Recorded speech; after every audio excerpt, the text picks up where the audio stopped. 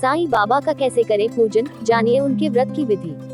करने की क्या है सही विधि, कैसे पाठ करें, उसके अर्थ क्या है, सारी चीजें बताएंगे, तो बने रहिए इस वीडियो पर। अगर आप चैनल में नए हो तो चैनल को सब्सक्राइब करना ना भूले। अगर आपको वीडियो अच्छा लगा तो वीडियो को लाइक कीजिए, शेयर कीजिए। चलिए शुरू करते हैं इस वीडियो को। भारत प्राचीन काल से ही धार्मिक आस्था और पूजा उपासना में विश्वास करने वाला देश रहा है। यहाँ कई धर्म और वर्ग और संस्कृतियाँ अलग अलग होकर भी एक साथ रहती है। इसके साथ ही भारत में अनेक संत महापुरुषों ने जन्म लिया। कई संतों के द्वारा किए गए चमत्कार आज भी चर्चा का विषय रहे हैं। ऐसे ही एक महापुरुष और संत है साईं बाबा। साईं बाबा देश के सबसे महान संत हैं और पूजनीय संतों में सर्वोपरि हैं। शिरडी के साईं बाबा के चमत्कारी शक्तियों की बहुत सी कथाएं हैं। साथ ही साईं बाबा के भक्तों की संख्या सबसे बहुत ज्यादा है। साईं व्रत के नियम और विधि। साईं बाबा के पूजन के लिए वीरवार यानी गुरुवार का दिन सर्वोत्तम माना जाता है। साईं व्रत कोई भी कर सकते हैं, चाहे बच्चा हो या बुजुर्ग। ये व्रत कोई भी जाति पति के भेदभाव बिना कोई भी व्यक्ति कर सकता है। वैसे भी हम सभी जानते हैं कि साईं बाबा जात पात को नहीं मानते थे और उनका कहना था कि ईश्वर एक है। ये व्रत कोई भी गुरुवार को साईं बाबा का नाम लेकर शुरू किया जा सकता।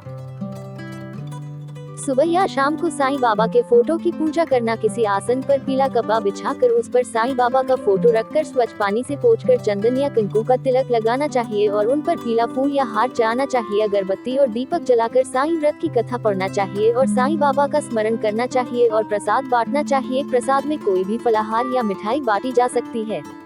अगर संभव हो तो साईं बाबा के मंदिर में जाकर भक्तिभाव से बाबा के दर्शन करना चाहिए। शिरडी के साईं बाबा के व्रत की संख्या 9 हो जाने पर अंतिम व्रत के दिन 5 गरीब व्यक्तियों को भोजन और सामर्थ्य अनुसार दान देना चाहिए। इसके साथ ही साईं बाबा की कृपा का प्रचार करने के लिए 7, 11, 21 साईं पुस्तकें अपने आसपास के लोगों में बांटनी चाहिए। इस प्रकार इस व्रत को समाप्त किया जाता है।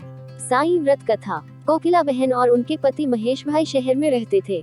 दोनों में एक दूसरे के प्रति प्रेम भाव था, परंतु महेश भाई का स्वभाव झगड़ालू था। बोलने की तमीज ही न थी। लेकिन कोकिला बहन बहुत ही धार्मिक स्त्री थी, भगवान पर विश्वास रखती एवं बिना कुछ कहे सब कुछ सह लेती। धीरे धीरे उनके पति का धंधा रोजगार ठप हो गया, कुछ भी कमाई नहीं होती थी। महेश भाई अब दिन भर घर पर ही रहते और अब उन्होंने गलत राह पकड़ ली। अब उनका स्वभाव पहले से भी अधिक चिड़चिड़ा हो गया। एक दिन दोपहर का समय था। एक वृद्ध महाराज दरवाजे पर आकर खड़े हो गए। चेहरे पर गजब का तेज था और आकर उन्होंने दल चावल की मांग की। कोकिला बहन ने दल चावल दिए और दोनों हाथों से उस वृद्ध बाबा को नमस्कार किया। वृद्ध ने कहा, साईं सुखी रखे। कोकिला बहन ने कहा, महाराज सुख मेरी किस्मत में नहीं है, और अपने दुखी जीवन का वर्णन किया।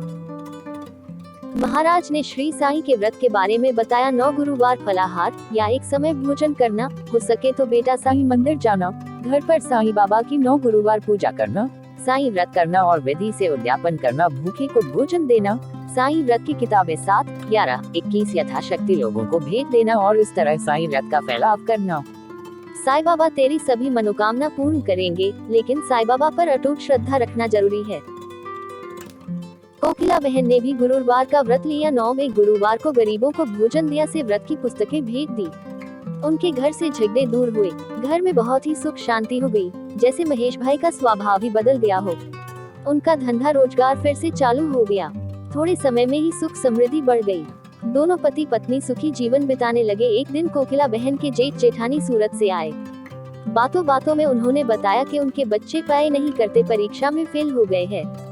कोकिला बहन ने 9 गुरुवार की महिमा बताई और कहा कि साईं बाबा के भक्ति से बच्चे अच्छी तरह अभ्यास कर पाएंगे, लेकिन इसके लिए साईं बाबा पर विश्वास रखना जरूरी है। साईं सबको सहायता करते हैं। उनकी जेठानी ने व्रत की विधि बताने के लिए कहा। कोकिला बहन ने कहा उन्हें वह सारी बातें बताई जो खुद उन्हें वृद्ध महाराज ने बताई थी। सूरत से उनकी जेठानी का थोड़े दिनों में पत्र आया कि उनके बच्चे साईं व्रत करने लगे हैं और बहुत अच्छी तरह से पढ़ते हैं। उन्होंने भी व्रत किया था और व्रत की किताबें जेठ के ऑफिस में दी थी। इस बारे में उन्होंने लिखा कि उनकी सहेली की बेटी शादी साईं व्रत करने से बहुत ही अच्छी जगह तय हो गई। उनके पड़ोसी का गहनों का डिब्बा गुम हो गया। अब वह महीने के बाद गहनों का डिब्बा न जाने कहां से वापस मिल गया। ऐसे कई अद्भुत चमत्कार हुए था। कोकिला बहन ने साईं बाबा की महिमा महान है वह जान लिया था।